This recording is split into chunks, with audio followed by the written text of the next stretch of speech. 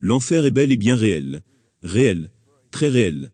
Carl Connington sait à quoi ressemble l'enfer. Car il dit y être allé, après avoir fait une overdose accidentelle, à une drogue appelée Valium. Comme le dit la Bible, tu es dans les tourments. Même si cela s'est passé, il y a plus de 20 ans. Carl a pu faire des dessins de ce qu'il dit avoir vu en enfer. Des millions. Ils essayaient d'en sortir, de sortir du feu. Mais il n'y avait aucun moyen pour eux de s'en sortir. Il n'y avait pas d'espoir pour eux. Pas de moyen de s'échapper.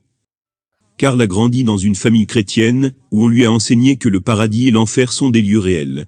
Dès son enfance, il était sensible aux choses de Dieu. Je sentais alors la présence de Dieu. J'ai vu des anges de Dieu, à un jeune âge, qui m'ont fait savoir que Dieu était avec moi. Après le lycée, Carl s'est engagé dans l'armée, et s'est marié. Mais son mariage et sa carrière militaire ont été de courte durée.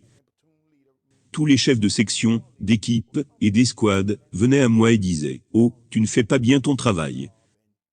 Tu devrais faire mieux que ça. Tu ne pourras pas accéder au grade supérieur. » J'étais donc très frustré. Carl a décidé qu'il était temps de quitter l'armée. En vivant à fond, il a fait de l'autostop jusqu'en Ohio pour voir un vieil ami.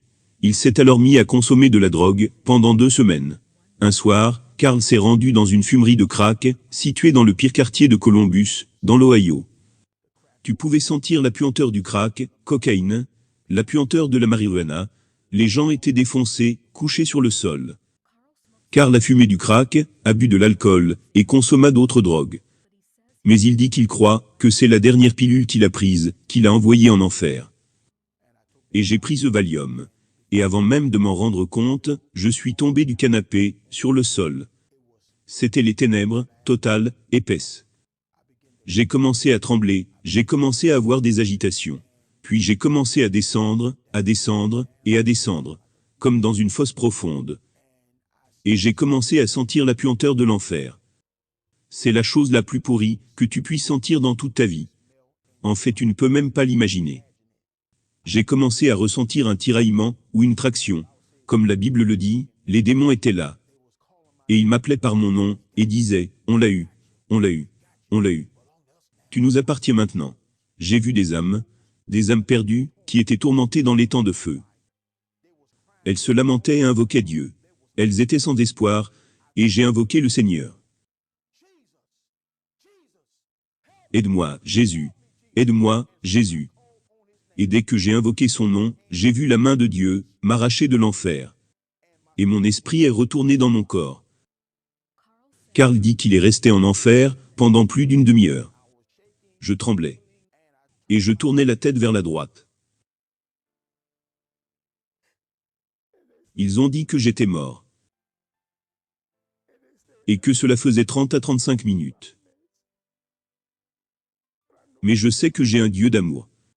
Il m'a tellement aimé. 3 jours plus tard, Carl est retourné à Fort Eustis, en Virginie, pour faire face aux conséquences de sa désertion. Il a été rétrogradé et confiné à la caserne pendant 1 mois. Pendant cette période, il a complètement remis sa vie à Jésus-Christ. J'ai demandé au Seigneur de me pardonner. Je me suis repenti. Délaisser le péché. Et d'aller de l'avant, avec Dieu.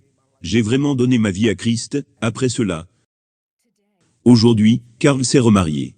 Il est également en mission pour dire au plus grand nombre de personnes possible de la réalité du paradis et de l'enfer. Dieu m'aime tellement. Il m'aime tellement qu'il me donne une seconde chance.